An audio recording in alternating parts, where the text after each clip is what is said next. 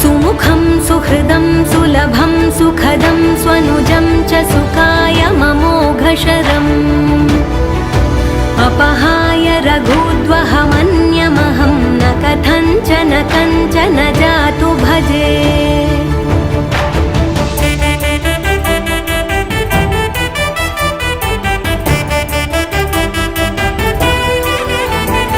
विना वेङ्कटेशं ननाथो ननाथः सदा वेङ्कटेशं स्मरामि स्मरामि